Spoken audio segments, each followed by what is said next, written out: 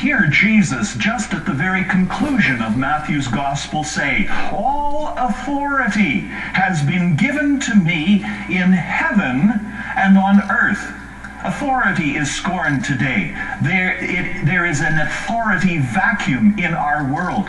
But Matthew comes and he speaks to us with authority about this subject because he is speaking about the one who holds all authority in heaven and on earth.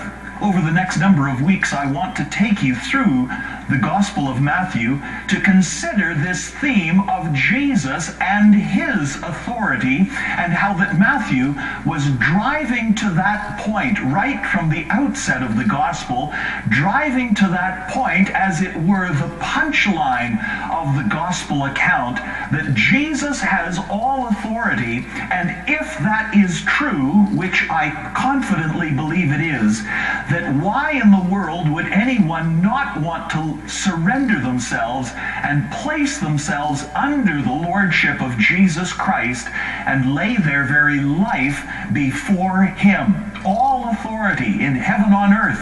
That covers a lot of territory, a lot of terrain, and it includes you and it includes me. We first of all go to Matthew chapter 3. We come just past the nativity glimpses of chapter 1 and chapter 2. In chapter 3, Jesus is now a full-grown adult.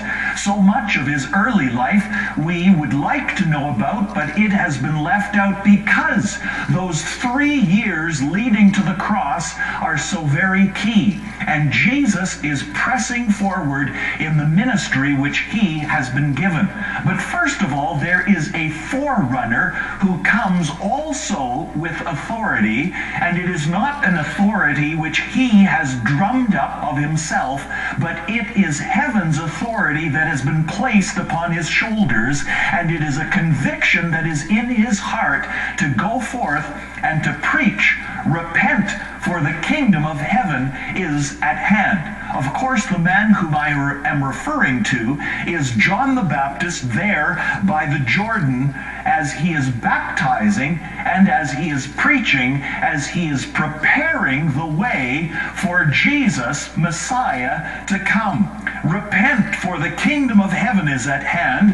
And this was in fulfillment, as we read, of Isaiah's prophecy, the voice of one crying in the wilderness, "Make ready the way of the Lord, make his paths straight." Matthew frequently refers to the prophets, and once again that is a means of taking authority and showing that the scriptures have authority also, mighty authority, and they speak with conviction, and they speak to conclude any argument. John the Baptist, there by the Jordan River, he was dressed in a rather peculiar manner, and his food was also rather strange. All of Jerusalem, we read, was going out to hear him as he was preaching and baptizing, and the people confessing their sins. Various individuals came to him with questions. What should we do? And he speaks to them plainly and clearly.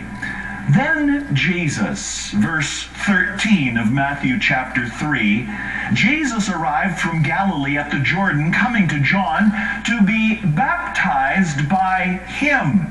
But John, he said, no. He tried to prevent him, saying, "I have need to be baptized by you, and do you come to me?" Indeed, there was a quandary in this whole situation, and John sensed it very keenly that things were somewhat out of place. John being the one to baptize Jesus, it should be the other way around, his spirit told him. But Jesus responds, "Permit it at this time. For in this way it is fitting for us to fulfill all righteousness."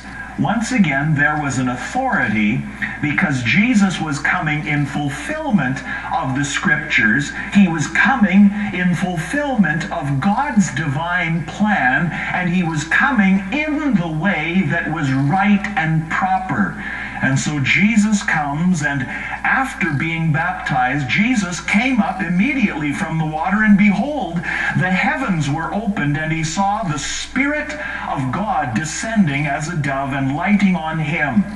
And not only the Spirit of God, the third person of the Trinity was there, but the first person, the Father, there was a voice out of heaven, and it said, "This is my beloved Son, in whom I am pleased." All authority was being rested upon Jesus.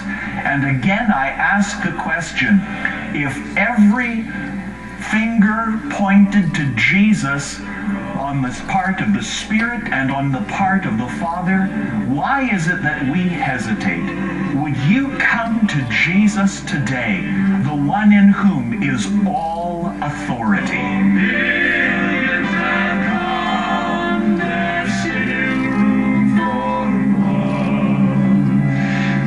There's room at the cross for you.